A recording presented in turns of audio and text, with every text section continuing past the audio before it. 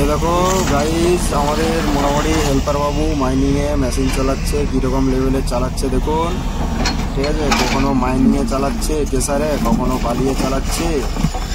বালির ভিডিওটা হয়তো কালকে দেখেছেন, আজকে আবার দেখুন মাইনিংয়ে চালাচ্ছে বাবু। 200 টাটা হিটাচি। বাবুর এরকম বড় মেশিন দরকার, ভালভো হলে নিলে আরও ভালো। পুরো রকটা হবে, রকড়া করে দেখো। এটা হচ্ছে আমাদের সেই লেভেলের